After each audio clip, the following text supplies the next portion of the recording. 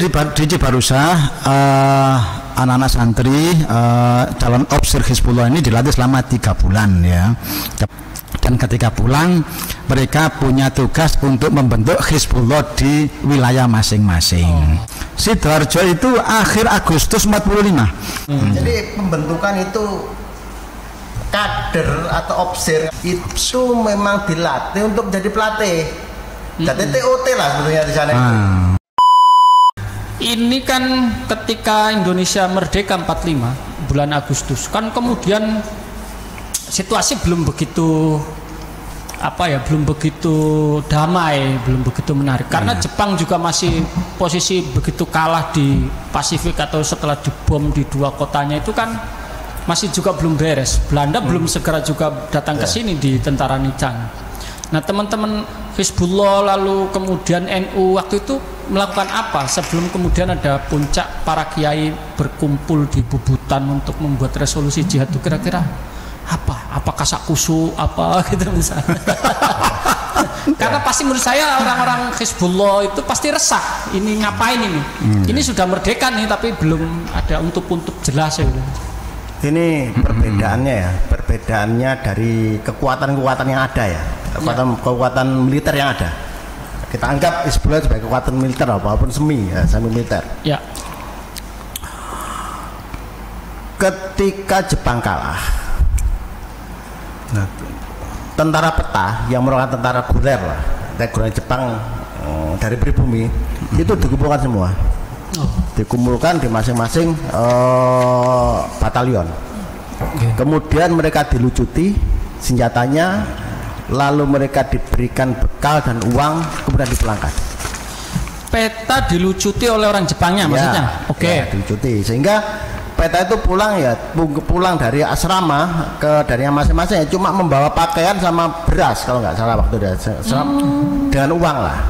Nah, dibubarkan. Jadi secara faktual peta sudah bubar waktu itu. Itu yang kemudian Suryadi berontak itu. Sebelumnya kan itu. Itu sebelumnya. Ya, sebelumnya. Itu masih proses berarti ya. Ya, ini ketika Jepang 45. Sudah kalah 45. Iya, 45. Oke. Setelah peristiwa Hiroshima ya, 14 Agustus itu. Iya. Itu faktual peta dibubarkan, tetapi Hizbullah tidak. Kenapa ya? Jepang karena nggak digaji. Karena nggak digaji, kalau bayari, kalau ngopeni ya. Karena ikatan apa-apa lah. Nggak bisa lah mereka bubarkan. Dan itu tetap terjaga. Jadi kekuatan batalion Hizbullah ya di masing-masing daerah itu tetap terjaga dan tidak pernah komunikasinya bubar. Masih bagus nih. Masih tetap bagus, Gitu ya. Termasuk ketika mereka menerima berita tentang proklamasi, mereka bergerak duluan. Kenapa? Karena yang lain masih sudah tercerai. Iya, Kenil sudah nggak jelas, macam-macam nggak jelas itu. Hizbullah masih utuh, masih tegar. Iya. Tapi memang nggak segar karena nggak digaji. Tapi semangat oke lah. Para militernya waktu itu bukan utusan, mohon maaf. Misalnya utusan Ansor gitu, Banser gitu bukan. Banser belum lahir. Belum ada. Tapi kan ada waktu Ansor itu di tahun 30 namanya Kepanduan itu. Pano itu 38. Tapi kan setelah itu dibubarkan oleh Jepang. Nah, kan gitu ya. Oke. Nah, lalu di sekitar itu ada namanya proses resolusi jihad. Apa yang dipersiapkan NU atau yang menurut panjenengan berdua ini yang menarik resolusi jihad kan kiai-kiai ya. Tentu ini sudah meninggalkan Hizbullah ini sebagai ruang lain. Ya, tapi sebelum masuk ke kasus bukan ya yang teknis Hizbullah.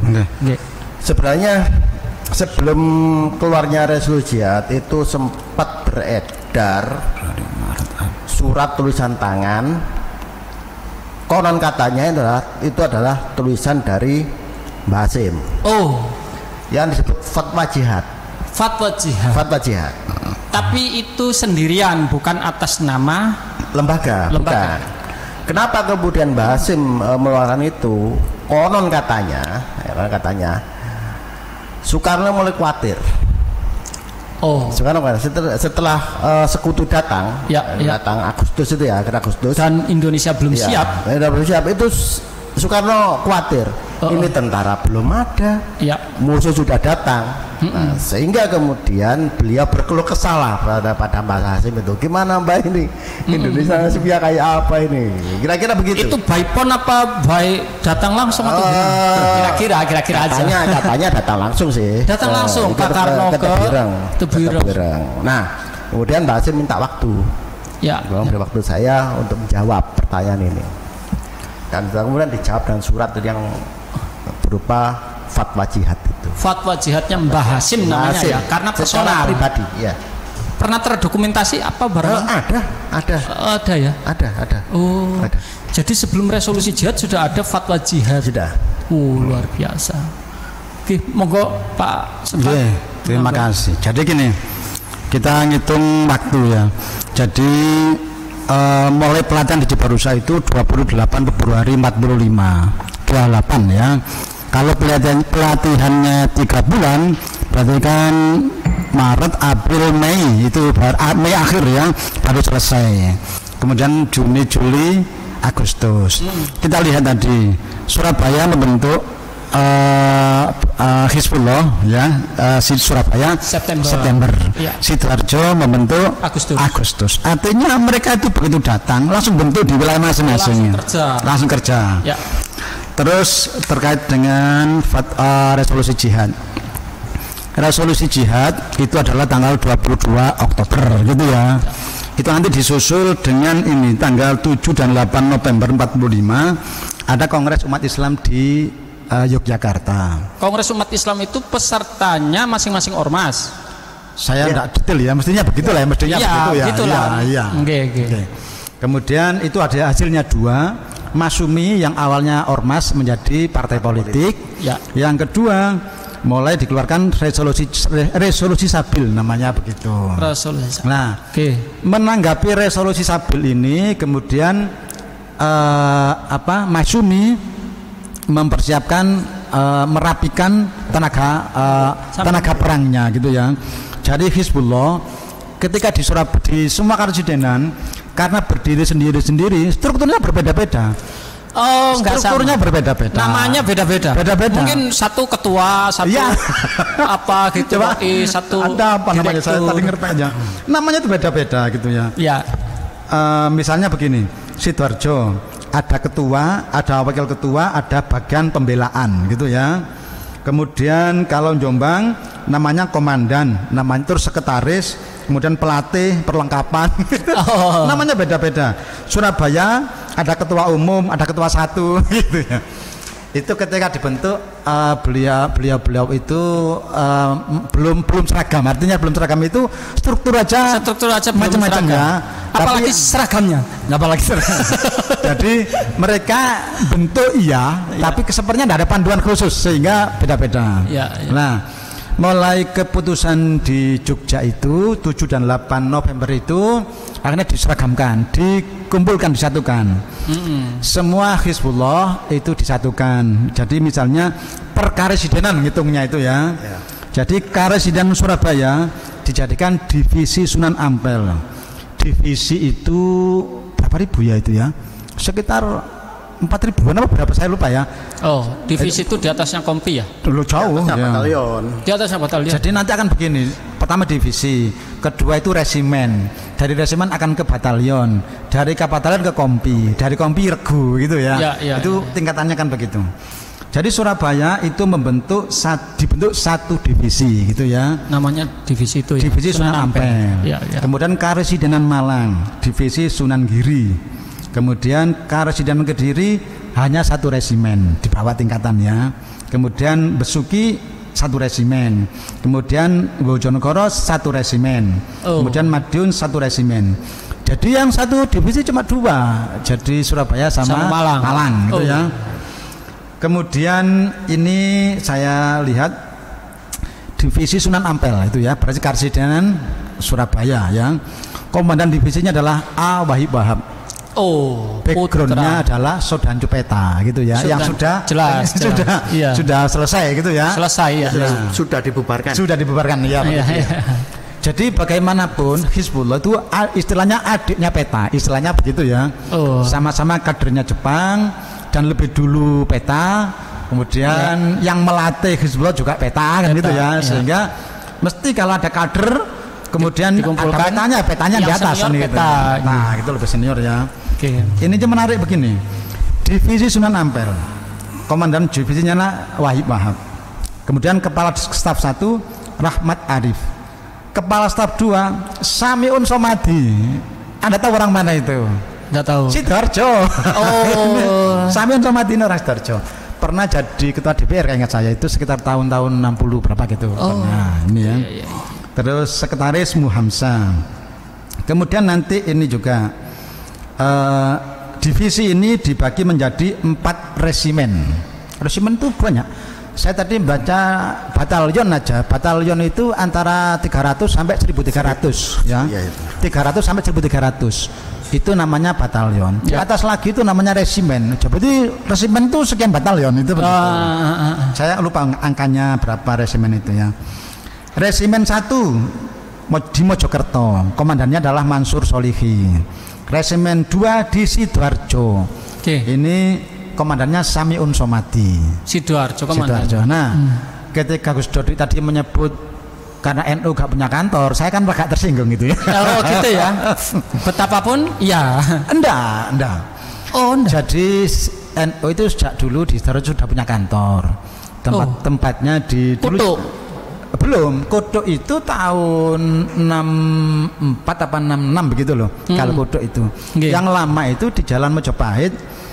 Dulu namanya jalan apa? Dulu sebelum Mojopahit ada namanya Jalan Prambon apa gitu, mungkin Prambon. Nah, Jalan Mojopahit itu yang tadi itu ala Abro ke sana itu kan? Ya itu ya. Ya arah ke selatan ya. Yang terkenalnya dengan rawon Mojopahit. Iya. Itu. Tergantung kesukaannya apa gitu ya. Kalau saya suka sate ya sate Mojopahit kan gitu ya. Jadi kantor NU sudah ada di sana dan markas Hizbullah di sana gitu ya. Dan dulu pusat kota karena alun-alun ya. Betul. Ya. Dan yang saya bayangkan dalam arti logika saya, karena dulu yang lama mimpin NU itu adalah siapa itu? Aduh, siapa ya? Saya apal wajahnya tapi kalau lupa namanya. Memang di situ rumahnya. Ki Khudori ya? Enggak, saya Khudori Amir. Agak lupa saya namanya. Ini loh pokoknya. Ada fotonya, Pak? Oh, ada. Iya. Sebentar saya carikan. Insya Allah. Kiai Syakir. Enggak. Sudah enggak ada, yang ini udah muda. Bentar. Tak carikan. Oke. Yes, kira-kira itulah. Yes, intinya begitu. Rumahnya itu dulu ada 4 jejer rumah gitu, 4 rumah. Jadi yang satu itu NU. Jadi ini rumah, terus NU kan jalan raya kantor NU.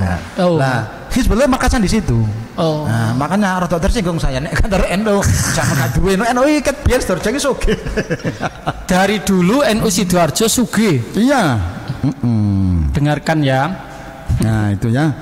Jadi kita ini pernah punya resimen di Sidoarjo itu. Jadi dari satu divisi Sunan Ampel itu satu resimen 1 di Mojokerto, resimen 2 di Sidoarjo, itu resimen setara 3 dengan yang Besuki sama Kediri itu. Iya, betul. Kediri keresidenan resimen kita Sidoarjo aja sudah. Resimen 3 di Jombang, resimen 4 di Gresik. Gresik ini gabungan dari Surabaya ya. Hizbullah Surabaya dengan Hizbullah Gresik digabung, tapi resimennya di Gresik. Resimen di Gresik. Nah, kita ini punya. Hebat lah gitu ya. Samiun Somadi ya. Balik ke resolusi ini.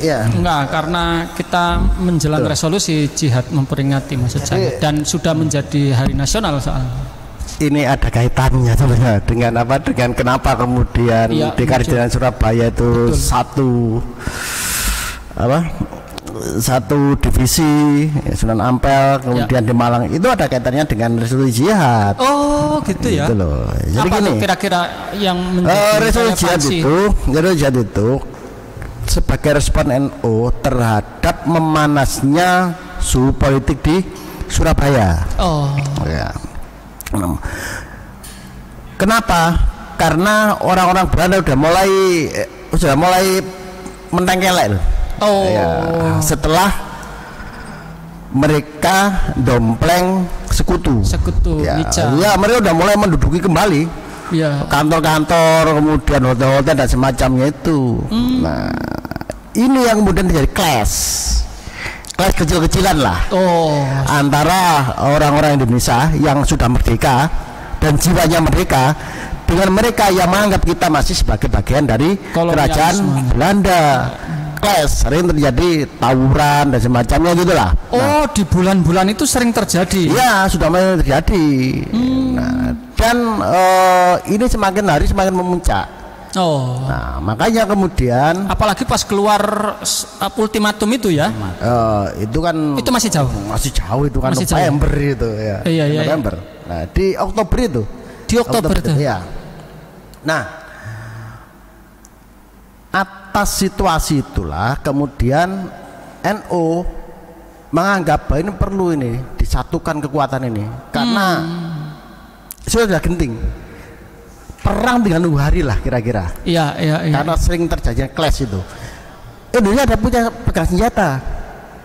Dari apa? Dari mengambil rampasan Jepang. Ya. Hampir semua kota di Jawa ya. Itu terjadi proses pengambil alihan senjata itu di tangsi-tangsinya Jepang itu, dan itu sebagai bekal mereka ketika berhadapan dengan orang-orang Nika atau orang Belanda yang datang ke Indonesia kembali itu. Nah, ini sudah genting perang hitungan hari, sehingga kemudian NU memobilisasi konsul-konsulnya, atau konsul itu setingkat dengan karesidenan. Konsul itu karesidenan. Kalau cabang dulu namanya Afdeling. Ya, Afdeling. Di bawahnya lagi. Ya. Ranting itu sepanjang kering. Kalau kering itu di ranting, betul. Ya. Kering. Ya, gitulah. Jadi konsul-konsul dipanggil untuk rapat itu. Nah, dalam rapat itu tanggal 21 ya mereka kumpul, kemudian malamnya Mbak Hasyim memberikan khutbah iftitah dia bla bla bla menjelaskan tentang situasi politik, hukum, fikih dan semacamnya. Kemudian rapat diserahkan kepada Mbak Wahab. Mbak Wahab. Jadi kisi-kisinya itu diberikan oleh Mbak Hasyim. Kemudian redaksionalnya diserahkan kepada Mbak Wahab. Ya. Nah, kemudian dari hasil pembahasan itu berapa ulama yang hadir waktu itu kira-kira? Ya tinggal itu kan bunyi kan konsul ya. Konsul paling tidak berarti setiap karesidenan waktu itu harus hadir. Kalau di Jawa Timur ya ada karesidenan Madiun, Kediri, Malang, Surabaya, Bojonegoro, Besuki, Madura. Paling tidak itu ya itu. Jadi perwakilan ini paling tidak satu lah. Jadi yang menyusun redaksi itu adalah Mbak Hasyim dengan para konsul itu. Konsul tersebut menghasilkan teks resolusi jihad tersebut. Nah, antara resolusi jihad dengan fatwa jihad yang saya sampaikan tadi itu isinya nggak berbeda jauh. Nggak beda jauh. Ya. Jadi redaksionalnya aja yang diperbaiki dalam resolusi jihad itu. Kemudian, jadi kalau menurut kronologi itu ya, dari fatwa jihad ke resolusi jihad itu buah pikirnya dari mana? Ya dari Mbak Hasyim. Kemudian disambung dengan kalau yang dimaksudin itu kan sebenarnya meratifikasi NU. Karena duluan NU. Ya, resolusi NU Oktober sementara masumin November ya. Ya jadi begini. Ini kan resolusi jihadnya NU. Ini sementara orang yang tidak NU-nya kurang kuat. Iki mungkin ogah-ogahan lah. Iya. Gitu. Kemudian diratifikasi dibuatkan dengan sehingga orang Muhammadiyah juga merasa tergerak untuk membela tanah air karena itu berdasarkan keputusan Masyumi. Semacam itulah. Nah, proses ratifikasi itu setelah peristiwa 10 November. Ya. Itu. Ini tadi berapa? Enggak. Kalau yang Jogja itu 7 dan 8 November menjelang. Ya, menjelang. Gitu. Tetapi itu sudah terjadi peristiwa. Iya. Peristiwa perang 3 hari. Di Surabaya.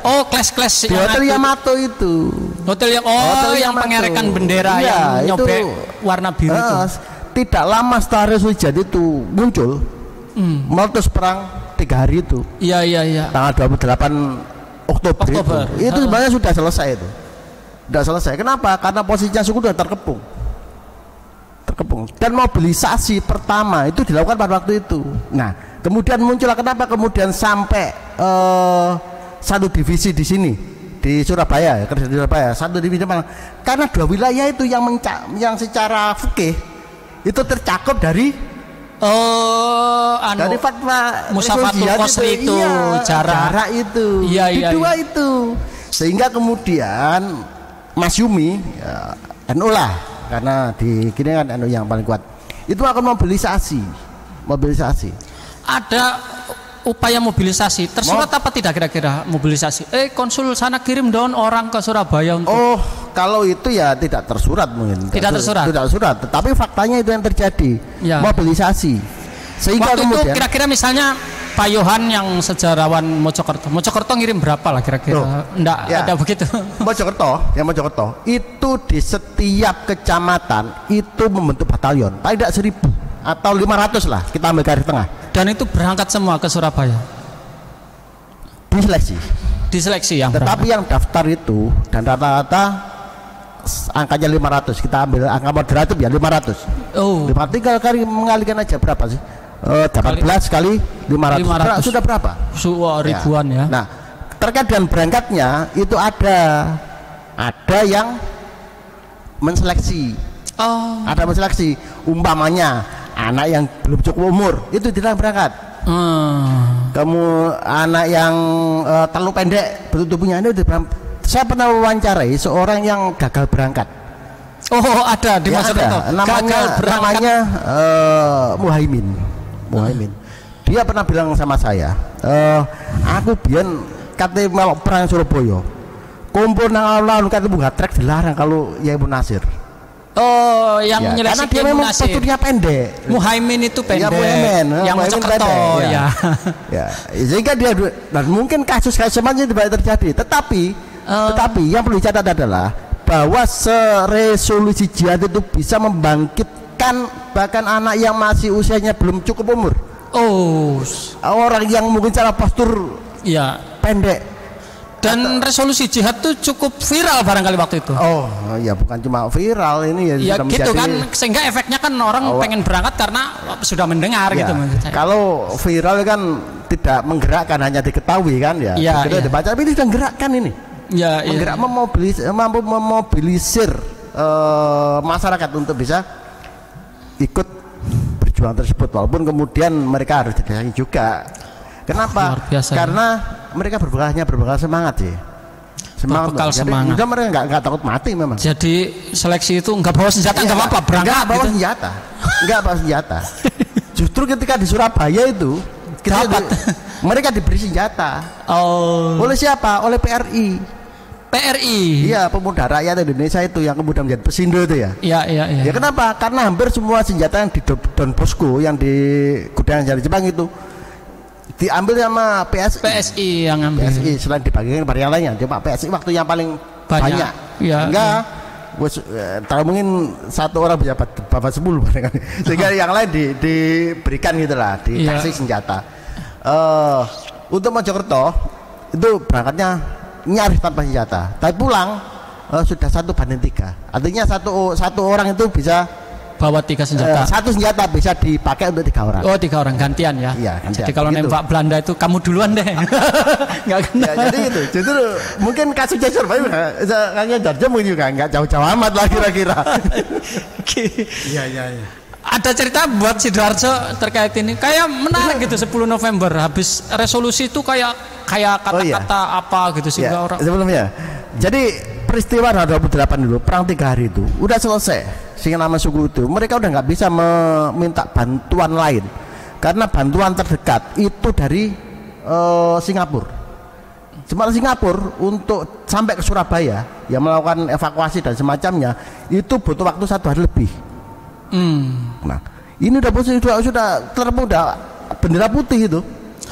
Tapi waktu itu kan misalnya Gubernur Jawa Timur siapa pendek itu Gubernur Suryo itu kan kemudian diangkat sama Soekarno sebagai komandan. Ya, karena udahlah Jawa Timur saya pasrahkan ke gubernur. Kan waktu itu lapor Soekarno gitu saya dengar. Dan tanggal 28 Oktober itu bukan pertempuran tapi tawuran massal sudah. Nah, gitu. Iya. Ketika sekutu sudah tidak bisa bernafas lagi, pada akhirnya mereka minta bantuan Soekarno. Oh gitu. Dan Soekarno kemudian datang ke Surabaya meminta agar terjadi gencatan senjata. Seandainya tidak, sudah tumpas waktu itu. Oh gitu. Iya. Berarti itu ada jeda sebentar ya menjelang 10 November sehingga kemudian ada bantuan datang lagi dan itu semakin kuat. Karena yang saya dengar di 10 November korban dari kita lebih banyak dan jauh. Ya, betul. Sekutu gitu ya, jauh. Pak. Iya, betul. Jauh. Berapa Pak? 12.000 kitanya ya. Ingat mungkin 3.000 banding 12 gitu kalau nggak salah gitu loh. Atau 10.000 gitu loh. Luar biasa. Ya banyak. Peperangannya yang tercatat. yang nggak tercatat lebih banyak lagi. Soalnya orang kita nggak bawa senjata, mereka senjata ya. Iya. Menarik. Iya. Nah, ini kita tarik ke Sidoarjo. Ya karena ini PCNU Sidoarjo soalnya. Mohon maaf Pak Yohan. Saya juga pernah pegang KTP Sidoarjo loh. Oh iya. Tadi awal sudah ngomong. Pernah. Nah, di masa-masa itu Pak Subhan, kira-kira tokoh-tokoh kita yang kemudian juga aktif berperang, tokoh NU maksudnya ya, kita ini NU. Kalau PKI adalah tokoh lain Sabarudin juga nggak kalah kondangnya soalnya. Sabarudin. Orang Sidoarjo juga kan ya, nggak kalah kondang anak buahnya Tan Malaka itu ya. Iya. Nah ini siapa aja nih yang Sidoarjo? Ya walaupun kemudian tadi disebutkan ada tokoh Jombang ya, Kiai Munir Hasyim Latif, lalu kemudian ke Sidoarjo, jadi tokoh Sidoarjo akhirnya. Tapi proses Hizbullahnya macam-macam di Jombang. Ya. Divisi apa waktu itu beliau? Apa sama dengan Ki Munasir itu?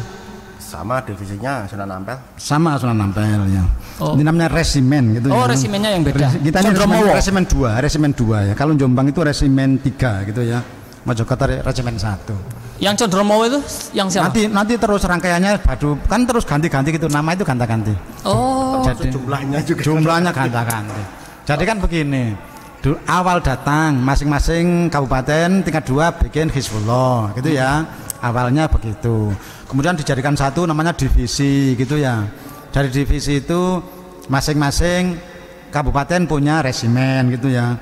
Kemudian nanti ada aturan tentang TNI itu terus digabung lagi jadi berapa, itu begitu gabung ke mana itu begitu. Saya punya RPN semua. Cuma tadi saya ingat gini loh, cerita tentang orang nggak boleh berangkat perang itu saya juga ada cerita itu.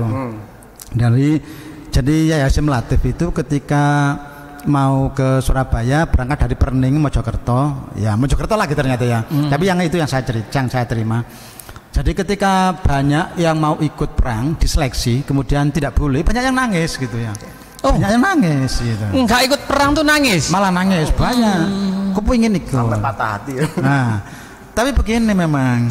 Ada yang cewek enggak kira-kira? Ya cerita lah. Kan barangkali cewek juga punya semangat patriotisme sama. Enggak ada juga. Kayaknya enggak ada. Hizbullah kan enggak ada. Yang ada Hizbullah. Dan utusannya laki-laki semua kan gitu. Oh, utusannya memang laki-laki. Jadi gini, orang itu kadang kok pendelok perang itu koyok gampang gitu ya. Jangan nggak bisa begitu perang itu. Harus dihitung kesehatannya, dihitung taktiknya, dihitung senjatanya. Lu perang itu lo punya senjata, gak punya makanan kalah kok. Punya senjata, gak punya makanan kalah. Punya senjata, punya makanan, gak punya senjata juga kalah kan gitu ya. Harus punya, terus punya pelatihannya. Nanti kalau orang itu gak ngerti perang, gak ngerti ilmunya perang, terus berangkat, ngerepoti, tambah ngerepoti. Itu begitu, sama dengan bahasanya Yai Wahid Hasyim kan begitu. Ketika mau diminta untuk mendirikan Hizbullah untuk dikirim itu jawabnya adalah tentara profesional yang di depan. Nanti kalau yang bukan yang profesional tambah ngerepoti. Kan begitu. Iya. Rasional lah. Nasional. Dan Waru itu memang ada yang namanya basis pertahanan yang di Waru itu ya. Iya, yang MBO. Itu majalah Markas Besar Ulama. Markas Besar Ulama. Ya. Yang saya pahami Markas Besar Ulama itu bukan berarti seperti Kodam, seperti Koramil dijaga, enggak begitu. Ya tempat ngumpul aja lah. Iya, lek kareng ngebom ayo kok dibom kan begitu. Apalagi di sampingnya itu utaranya Pabrik Paku itu dulu bekasnya tentara Belanda itu. Oh, yang kosong markas besar. Itu ya, yang sekarang jadi toko-toko itu ya. Dulu kan awalnya pabrik gula, dari pabrik gula jadi markas gitu ya. Dan memang itu ada markas besar ulama dan apa namanya, ya karena ngebom aja. Iya. Jadi yang saya pahami adalah tempat berkumpul dan tempat kongkornya para ulama dulu ya. Tempat berkumpul, ngatur dan merintah, itu begitu. Ya semacam gerakan intelijen begitu loh. Jadi penyamaran begitu. Oke. Berarti di Sidoarjo ada MBO. Tokoh-tokohnya kalau yang agak sebelum Indonesia Merdeka ada Kiai Hasan Mukmin. Itu sebelum Indonesia Merdeka ya? Jauh. 1904. Iya, 1904. Oh, kasih Kiai Hasan Mukmin itu 04 malah. Ya? 04. Kalau yang Kiai Nawawi baru yang agak baru ya? 46. Ya. 46 Kiai Nawawi. Itu beliau bagian dari Hizbullah juga? Dia bagian dari Sabilillah. Sabilillahnya Kiai Maskur komandannya. Oh iya. Terus dari Mojokerto pindah ke Sidoarjo. Enggak, jadi dia dalam rangka perang. Dalam rangka perang itu jalan-jalan. Kan begitu ya? Iya. Dalam rangka perang. Dari sana berangkat ke sini itu. Oh, kalau yang punya pondok di Menturo itu Ki Nawawi ya? Di bomnya kan katanya di bom itu pondoknya itu. Yang di Menturo, saya kurang tahu. Menturo ya itu Sukodono itu Sukodono. Oh, bukan Menturo. No. Itu ikut desa apa itu ya? Plumbungan. Iya. Masa ada Menturo di situ? Dusunnya namanya Mentoro. Mentoro. Ya. Sama ya di Jombang itu sebenarnya Mentoro, bukan Menturo Jombang itu. Oh, tulisannya Cak Nun itu ya. Nah, itu Mentoro tulisannya, itu resminya itu. Anak penuh kan Mentolo. Mentoro itu Ki Hasan Mukmin, Ki Nawawi gitu. Ya Nawawi. Yang Sukodono kan? Iya. Dan itu orang Mojokerto, kan gitu ya? Ini. Ya. Ya, Ki Nawawi. Gini. Saya itu kemarin kan sempat ketemu nih sama duriannya Yai Nawawi. Mereka bilang sampai hari ini itu orang-orang Pelembungan dan Sukodono itu menganggap Yai Nawawi orang sana. Oh, iya. Jadi setiap November, setiap tahun mereka memang akan melaksanakan kayak apa namanya? Setiap November itu ada rombongan 2 atau 3 bis ya. Orang Sukodono datang ke Mojokerto. Iya, beberapa tahun yang lalu jalan kaki. Napak tilas. Jadi memang Yai Nawawi itu ulama yang unik, ya menurut saya unik. Dia memiliki keahlian, keterampilan yang berbeda dengan kiai yang lainnya. Kalau yai yang lainnya maisahnya, ya penghasilan sehari-harinya itu kan dari bertani. Nah, tapi Yai Nawawi tidak. Pedagang. Dia bukan pedagang. Oh, bukan juga. Tapi dia penjahit. Iya, penjahit. Nah, penjahit itu terkategorikan waktu itu sebagai tenaga terampil yang butuh sekolah mode barangkali kalau sekarang itu. Nah, memang operasinya ya, tempat operasinya itu di daerah sepanjang Taman sampai Sukodono, di garis itu. Oh, di garis itu. Beliau punya komando di 3 daerah itu. Daerah operasinya. Ya, operasinya. Ya. Jadi menurut cerita dari keluarga itu karena seringnya Yai Nawawi itu datang ke desa-desa itu di sekitar di jalur itu, mereka anggap beliau adalah orang Sidoarjo. Bukan cuma berperang dalam rangka berperang. Yai Nawawi itu juga melok nambani penyakit tanaman. Oh, iya. Sebagai jadi kalau, kayak penyuluh pertanian itu. Bukan. Jadi kalau orang sekitar ya mengeluh, ya ini kok banyak warungnya kawan saya itu diberi amalan gitu ya. Banyak tikusnya semacam itulah kira-kira. Jadi sehingga beliau sangat akrab. Ya, di daerah itu. Nah, ya itu kemudian orang yang tidak tahu ya orang sekitar sini. Orang dari Sidoarjo yang belum tahu daerah asalnya menganggap bahwa Kiai Nawawi itu orang Sidoarjo. Padahal memang setiap hari dia pulang pergi. Oh, beliau tuh pulang pergi. Pulang pergi. Oh. Pulang pergi. Jadi kalau malam gitu ya, dia balik ke Mojokerto. Subuh berangkat lagi ke Sidoarjo. Begitulah kira-kira. Oh, luar biasa orang Mojokerto. Kiai Nawawi. Tapi kok akhirnya jadi kayak beliau dikenang sebagai seorang pahlawan perang lah gitu ya. Dikenang bagi orang khususnya Plumbungan karena sampai hari ini kayak ada tugunya kan gitu. Ya, ada monumennya gitu. Ya. Kiai Nawawi itu Rois Suriah di Mojokerto. Rois Suriah PC Afdeling Nahdlatul Ulama Mojokerto. Nah, dia tidak mau ketika dia berangkat itu kemudian ada yang mencegah, karena memang dia sangat meyakini terhadap perintahnya gurunya Mbah Hasim. Beliau terkait dengan fatwa jihad maupun nusul jihad. Ya, bahwa cita-citanya yaitu mati syahid. Bahkan menjelang peristiwa beliau meninggal ya dalam pertempuran head to head satu lawan berapa itu karena sendirian dia. Itu konon katanya menurut pengawalnya ya, salah satu santri yang biasanya nderei dia ketika berangkat ke Sidoarjo itu, saat dia mulai ogagan gitu dia bilang begini, nek kon gak gelem malah aku berangkat gak apa, aku tak mati syahid ijen gitu.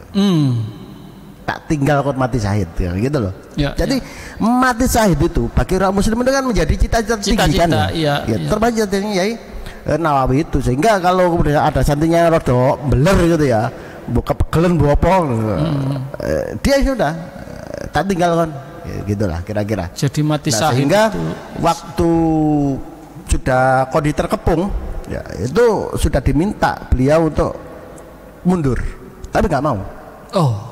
Nggak mau, sehingga terjadi head itu dengan tentara Belanda. Dia dikeroyok, kemudian konon karena tidak mempan peluru ya, sehingga dia meninggalnya dirajam dengan tusukan bayonet. Ada puluhan di tubuhnya, termasuk yang mematikan itu yang di sini di tenggorokannya ini saat itu. Wih, luar biasa. Ya di Plumbungan itu lokasi meninggalnya beliau. Lokasi meninggal di sana. Ya, yang ada prasastinya itu, monumennya itu. Dan monumen itu yang membuat adalah Yai Akhyat. Ya kan ada kan di tangannya itu. Ya, Akhyat kali waktu ini. itu Ki Akhyat sebagai Rois juga. Rois NU. Mojokerto.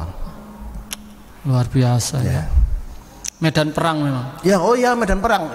Kalau di situ ya sudah semacam neraka lah pada tahun 46 itu. Sukodono. Di Sukodono, kemudian di Krian itu neraka itu. Kan dekat Surabaya. Ya, dekat neraka. Surabaya. Lari Surabaya itu di kita ya. Itu garis terdepan dari pertahanan Republik itu.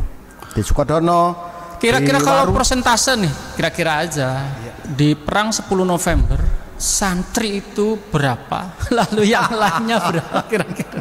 Karena kalau saya dengar di banyak cerita sejarah kan pencopet ya ikut, penjahat ikut gitu-gitu kan di 10 November. Karena teriakan tidak hanya teriakan Bung Tomo yang Allahu Akbar, tetapi juga teriakan ya mohon maaf misu-misu macam kan juga nemu gitu di sana. Ya kalau persentasenya ya nggak tahu siapa yang pernah ngitung gitu. Cuma kan ngitungnya kan begini, gampangannya begini. Semua ikut perang kan begitu ya. Artinya misalnya pidatonya Bung Tomo, "Hei bakul soto, kan ayo berangkat," kan ada begitu ya. "Hei tukang becak di mana?" Itu kan manggil begitu Bung Tomo itu di pidatonya itu. Kemudian Laskar Minyak kan juga itu berperang. Laskar Minyak itu apa? Ya. Orang Arab yang jual minyak wangi maksudnya atau gimana? Jadi Laskar Minyak itu laskarnya komunis PKI gitu ya. Dan ini nanti akan yang sering bertengkar dengan Hizbullah ini nanti. Iya. Sama-sama masuk TNI masih gesekan terus. Gesekan, ya. Artinya PKI ya ikut perang, kemudian tukang becak ya ikut perang, semuanya ikut perang gitu ya. Iya, tukang cukur Meduro di bawah pohon ikut, gitu-gitulah kira-kira ya. Bakul soto ya perang, tukang becak semuanya. Artinya kalau persentase ya gak ngarani saya gitu ya. Susah. Cuman orang kenapa kemudian itu kan kayak semacam perang semesta di 10 November. Betul. Karena bukan perang tentara dengan tentara soalnya kan. Jadi semesta itu semua orang ikut perang. Indonesia belum punya tentara waktu itu. Dan belum punya tentara. Iya. Karena berjarak dari Agustus ke November saja sudah orang pasti nggak punya lah. Itu anggaplah perang semesta dan itu berangkat dari resolusi jihad semangat. Kan betapapun misalnya tukang copet kan tetap aja pengen mati syahid juga misalnya. Gitu. Betul. Itu yang bikin semangat itu kan begitu. Lo kita aja santri, ya mungkin ya takut juga lo ya. Tapi begitu ada fatwa, ya wani kan begitu ya. Coba gak ngono. Misalnya santri, aku kepingin rapi ya bodoh. misalnya begitu. Ya kepingin punya rumah kan begitu ya. Tapi begitu ngomong jihad, ngomong syahid, ya berani jadinya gitu. Berani. Yang nakal-nakal kan juga seperti pidatonya Yai Zainuddin dulu. Gua sih copet gitu ya, tapi kan juga kepingin mati syahid. Ya wani. Itu begitu. Artinya memang inspirasi awal dari resolusi jihad itu. Resolusi jihad. Iya, begitu. Jadi luar biasa ya efek resolusi jihad itu untuk menyemangati orang perang.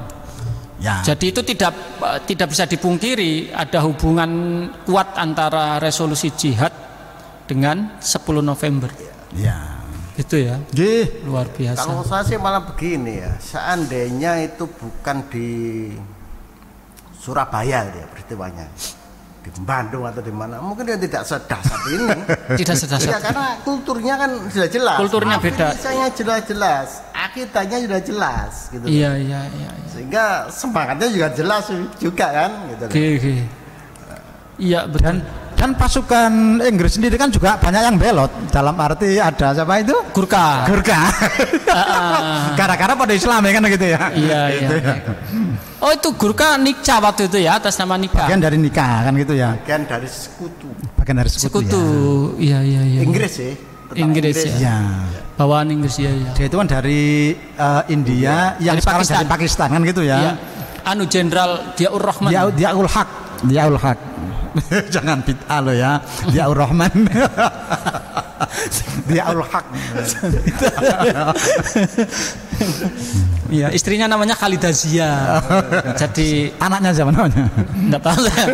Enggak, kalau Khalidah Zia kan jadi presiden sebelum Benazir Bhutto itu. Setelah itu ketika perang selesai lalu revolusi nih kan lumayan panjang dari 45 ke Belanda berakhir itu kan sekitar 49. Nah itu masa revolusi dan itu lumayan menegangkan kan, betapapun itu tidak terjadi di semua tempat misalnya. Nah ini para santri ngapain nih? Sebagai Hizbullah, sebagai apa gitu kira-kira? Adakah atau kemudian memang sudah masuk tentara ya udah jadi begini? Perang Surabaya itu menjadi pembelajaran bagi semuanya, termasuk bagi para pemimpin Indonesia. Dengan banyaknya korban yang terjadi itu kan bukan prestasi sebetulnya kan ya? Sebetulnya bukan prestasi. Ya. Walaupun itu menunjukkan betapa besarnya semangat kita. Ya. Tapi kalau begitu habis kita. Ya. Sehingga kemudian pemerintah mulai menyusun rasionalisasi, restrukturisasi itu bahwa tentara itu memang harus memiliki kualifikasi. Tidak semua orang kemudian boleh perang. Ya boleh berperang. Ada pembagian-pembagiannya. Itu kemudian dibentuk pertahanan-pertahanan lini dan semacamnya di luar kota Surabaya, di mana mulai dari Gresik, Kedamaian, terus sampai Legundi, Krian, terus Sukodono, Sidoarjo, garis terdepan Buduran ya, garis terdepannya Buduran karena Waru sudah jangkauan tembak. Sehingga garis pertahanan terdepannya ada di Buduran itu adalah sebuah garis imajiner di mana kemudian tentara yang sudah bentuk satuan lah, sudah daftar, sudah ada seragamnya. Sudah ada seragam, sudah diberi pangkat. Nah, sudah ada komandonya. Cuman nggak ada gajinya. Belum ada gajinya, walaupun dalam putusannya ada gajinya loh ya, ada gajinya ya. Ceritanya pejuang itu baru menerima gaji pertama dia selama sekian tahun dia mulai sebagai tentara. Sebagai tentara itu ketika tanggal 27 Desember 49. Oh, pasca Belanda banget itu, ya. Iya, itu mereka Belanda. baru mendapatkan gaji plus bintang jasa yang terbuat dari besi. Waktu itu bintang jasa ya. Itu baru tepat di Mojokerto. Karena Mojokerto karena di Sidoarjo. Karena di Sidoarjo ada Mojokerto itu sama. Oh, sama. Penyerahan kedaulatannya itu mendahului penyerahan kedaulatan Indonesia. Tanggal 5 Desember. Oh iya. Karena kalau Indonesianya kan 29 Desember ya. Ya, Desember. 27 ya. Itu penyerahan kedaulatan dari Belanda kepada Indonesia. Oh. Kalau tidak salah di sini yang mewakili adalah Mayor Cipto. Di mana di Sidoarjo. Kalau di sana Mayor Isa Idris sama Mayor Mansur Soliki. Jadi setelah penyerahan itu kemudian semua tentara Republik yang ada di luar kota ya mungkin di Porong atau di mana masuk ke Sidoarjo. Kemudian mereka melakukan defile gitu. Defile alun-alun, ya alun-alun, kemudian berbaris upacara. Nah, saat itu mereka diberi gaji. Oh. Sah sebagai orang merdeka. Iya, sah sebagai gajinya tentara yang pertama. Lalu digaji tentaranya. Beberapa tentaranya dari Hizbullah. Iya, berapa? Ya tinggal sedikit. Sangat sedikit yang Hizbullah ya. Ya, karena pasca itu kan terjadi perombakan-perombakan nih. Ya. Terkait dengan strukturisasi itu ya. Jadi pertama itu dari satu divisi diculkan jadi satu resimen. Ya. Pusatnya di Mojokerto. Divisi Ampel itu dikecilkan jadi resimen. Resimen. Dan resimen kemudian tinggal dua batalion. Saya punya rekannya banyak ini. Ya tinggal 2 batalion perjalanannya. Saya coba ya. Jadi kita perang itu 10 November ya. November, Desember, Januari. Januari itu 29 Januari 46 Pak Dirman diangkat sebagai Panglima Besar TKR, belum TNI, masih TKR namanya gitu ya. Kemudian Pak Dirman itu pertama berarti BKR dulu apa TKR dulu sih? BKR dulu dong. Lah ya, dari BKR ke TKR. Berubah nama. Ya. Kemudian 26 Februari 46 pengurangan divisi dari 16 divisi menjadi 11 divisi di Jawa dan Sumatera. Rasionalisasi kan gitu ya. Dari 16 menjadi 11. Itu sulit loh. Mengurangi itu sulit. Ribuan orang. Nah, arti dulu perang itu ya sekata, begitu kini disingkirkan itu sakit hati. Iya, sakit hati dong. Gitu ya. Betul. Akhirnya kayak Kahar Muzakar itu. Kalau yang setia sama temannya ya ikut temannya, bukan ikut negara gitu ya. Betul. 11 dan 13 November perundingan Linggarjati, ada Linggarjati itu ya. Dan Linggarjati itu yang diakui oleh Belanda adalah Sumatera, Jawa dan Madura. Hanya itu kecil sekali ya. Kemudian dari bagian dari Linggarjati tadi itu nanti 5 Mei 47 TKR sudah tri ya, menyatu disatukan dalam kelaskaran. Di laskar mulai masuk ke tentara resmi ya ini 5 Mei 47 itu ya. Kemudian 3 Juni 47 nama TNI disahkan. Jadi dulunya TRI kemudian jadi TNI. Artinya semua unsur laskar sudah menggabung jadi sudah satu. Ada lagi laskar. Nah, kita menggabung itu bagaimana? Hizbullah gabung di mana gitu ya. Hizbullah divisi Sunan Ampel bergabung dalam Brigade 29. Kita dulu itu divisi. Sekarang punya 4 brigade. Sekarang kita itu dari semuanya hanya menggabung dan di bawah naungan brigade gitu ya. Tambah kecil diperes gitu ya. Brigade 29 dipimpin Kolonel Sungkono.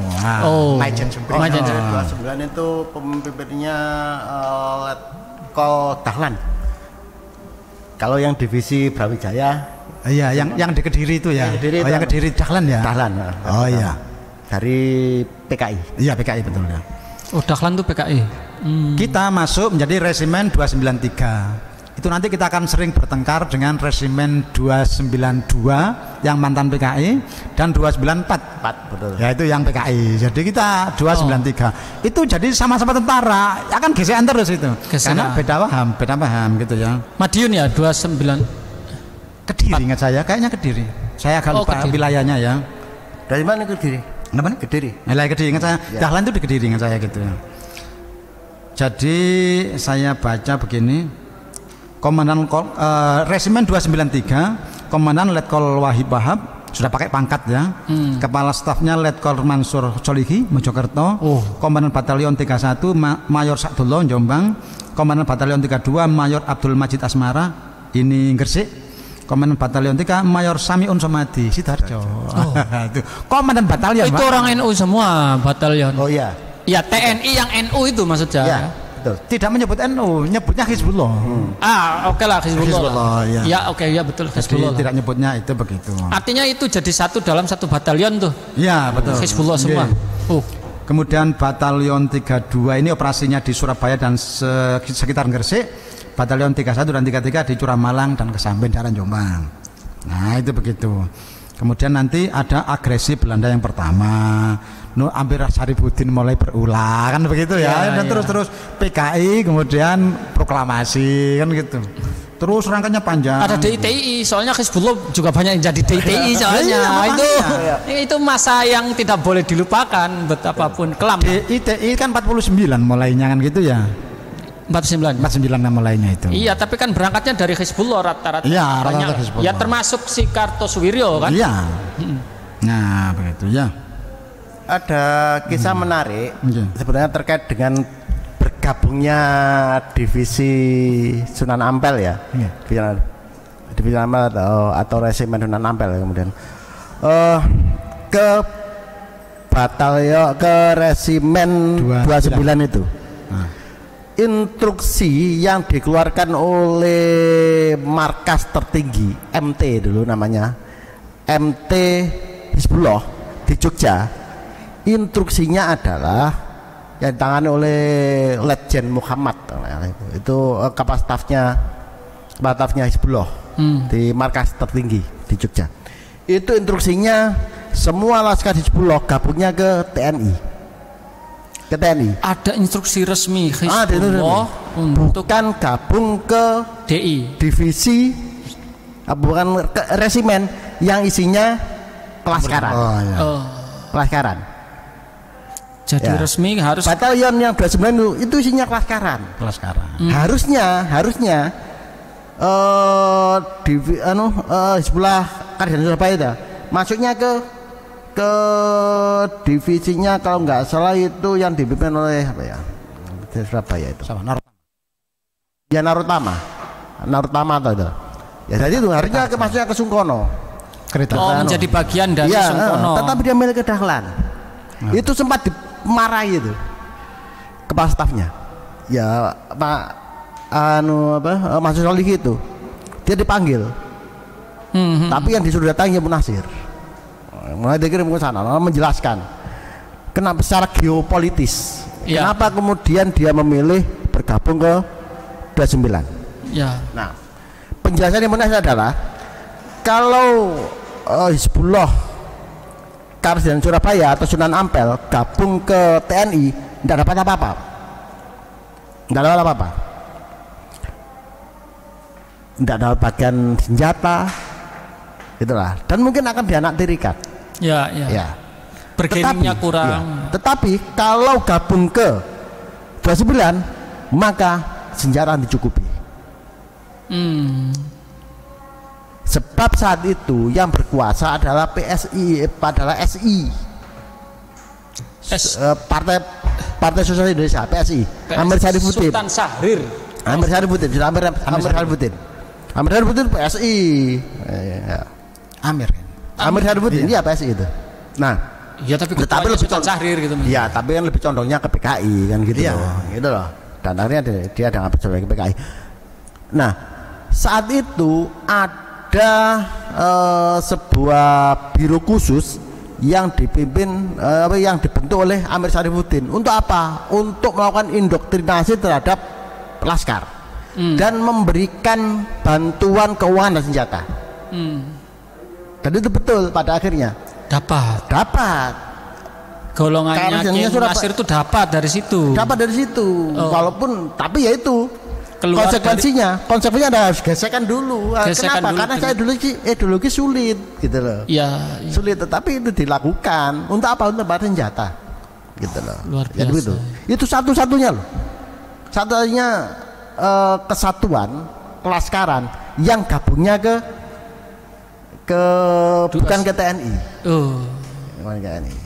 Walaupun pada akhirnya kemudian Ki Munasir gabung ke TNI ya.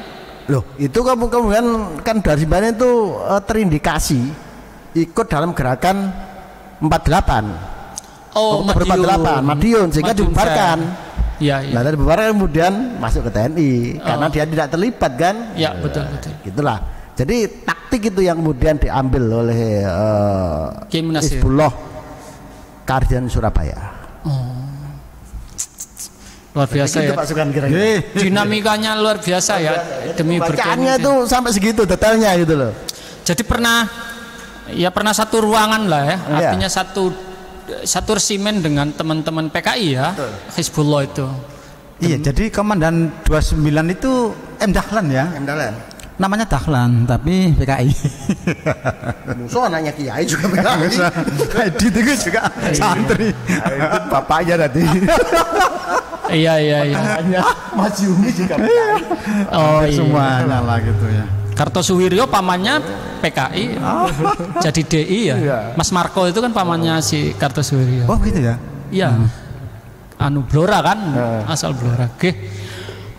Ini mau diteruskan kok menarik terus. Iya. Banyak karena juga butuh, tapi harus berbatasan dengan waktu lah. Jadi kalau pengen lihat cerita perang lagi ya monggo komen lah di YouTube-nya. Nanti kita undang lagi. Karena belum semua bercerita penuh ini karena masing-masing daerah banyak. Padahal di Sidoarjo saya belum ngulik cerita tentang Syarif Tambah Oso ini. Syarif Tambah Oso. Nggak tahu itu mitos apa serius apa bagaimana saya nggak tahu lah. Tapi Sidoarjo itu kok selalu begitu ya. Konotasinya Sabarudin, ada Malik. Tahu nggak Malik? Nggak tahu, saya yang Malik. Jadi Malik itu salah satu lurah ya di Sidoarjo di daerah Selanas. Oh iya, saya dengar ya itu ya. Itu ya bandol gitu. Oh gitu ya. Daerah sana lah pokoknya Japon sana lah. Daerah apa namanya laut-laut sana. Pengacau itu. Iya keren. Kalau Sabarudin soalnya larinya ke Pacet, ketemu gurunya Tan Malaka. Tapi hebat. Oke, begitu dulu. Obrolannya semakin menarik, tapi nanti kalau kemudian mau serius nunggu cerita lagi, monggo komen yang banyak. Insya Allah kami akan ini. Sebelum selesai, saya minta closing statement lah dari Pak Subhan maupun Pak Yohan. Apa yang ingin disampaikan terkait menjelang Hari Santri ini? Ya, jadi peristiwa dengan Hari Santri, saya ini punya catatan tersendiri sekali ya, sangat penting menurut saya. Jadi kita tahu bahwa santri itu sudah berjuang sebegitu banyaknya zaman itu, dan yang namanya markas perang ya kalau nggak masjid ya musola ya pesantren, terus di mana-mana begitu. Ya.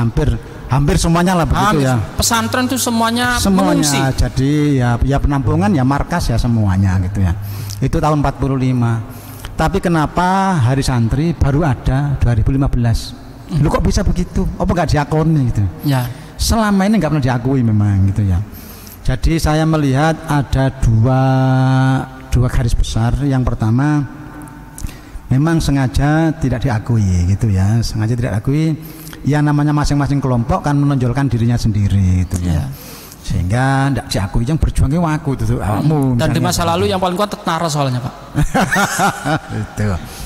Yang kedua begini, juga ada kelemahan di kita sendiri. Jadi saya membaca buku profilnya Yai Munasir. Jadi begini, suatu ketika Yai Munasir itu datang ke Pak Ruslan Abdul Ghani gitu.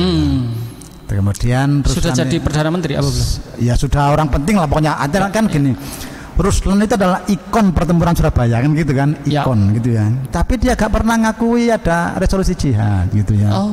Termasuk si Profesor Aminuddin Kasdi yang katanya ahli sejarah gak pernah ngakui ya. PKI ya. Dan itu ya. Dan itu juga gak pernah ngaku ya ada resolusi jihad gitu ya. Artinya kita baru muncul itu kan dari 2015. Sekian lama baru kita menunjukkan bukti-bukti terutama Mas Agus Sunyoto itu ya. Sehingga bisa membuka muncul itu. Saya ulang lagi, ketika Yai Munasir datang kepada Pak Ruslan Abdul Ghani melemparkan surat. Iki lho surat kok kancamu, gitu ya. Iki lho surat kok kancamu. Kok jarine aku iki nutup-nutupi sejarah Hizbullah. Ya kan nutup-nutupi, ya mestine kon niku sing nulis, bolo-bolomu kok nulis, kok aku sing nulis. Aku kan duduk Hizbullah. Ya, artinya dari kalimat itu bahwa menulis itu penting gitu ya. Artinya kita berjuang, kita mengabdi, kita berkarya itu penting. Tetapi meninggalkan tulisan itu penting. Jejak itu penting gitu ya.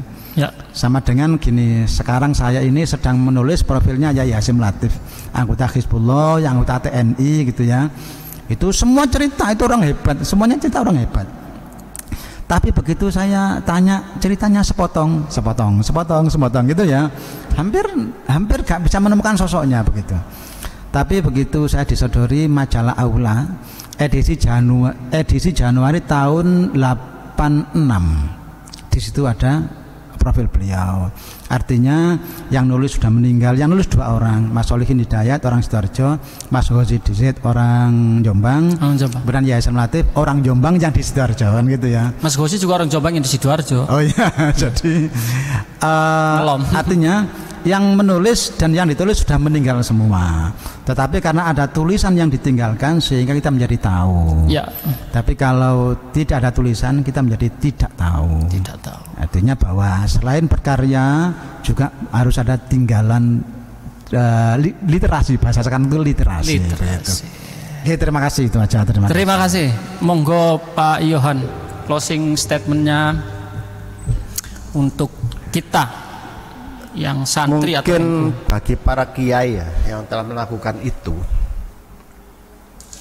ada atau tidaknya hari santri gak penting ya gak penting, tetapi bagi kita yang tidak bisa melakukan sumbangsih yang sama dengan mereka waktu itu, hari santri lebih penting. Sebab apa? Sebab dengan hari santri itulah kemudian kita diberikan ruang untuk mengenang jasa-jasa beliau. Hampir semua elemen yaitu memiliki ruang untuk itu.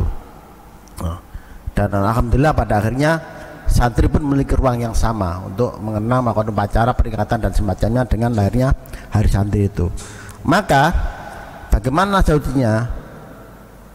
Kembali kepada para santri ini, mau apa dan mau dikemanakan hari santri ini, ataukah cuma berhenti pada teks atau kita mengisinya dengan karya. Dan itu ada tantangan bagi kita ke depan. Hari ini mungkin masih kita bisa peringati, masih ada giroh bagi kita, dan giroh ini agar tetap ada sampai pada akhirnya nanti ya harus dilakukan secara berkelanjutan. Sekali aja kita lengah maka akan sulit untuk bangkit memperingati hari santri di hari berikutnya. Nah, ini adalah tugas kita sebagai generasi muda, sebagai kalangan santri untuk bisa terus menghidupkan semangat ini. Dan semangat ini baru ada kalau penulisan sejarah itu sebenarnya dimulai tahun 80-an. Sebab apa? Sebab pemerintah saat itu sudah melihat para pelakunya mulai mati ini. Makanya butuh ini didokumentasikan. Karena pemerintahnya pemerintah militer, maka yang didominasi adalah militer. Maka nggak salah karena kemudian apakah kemudian secara bangsa itu potretnya militer waktu itu. Apa kemudian mereka melakukan proses marginalisasi? Bisa ya, bisa tidak. Karena apa? Karena walaupun tidak banyak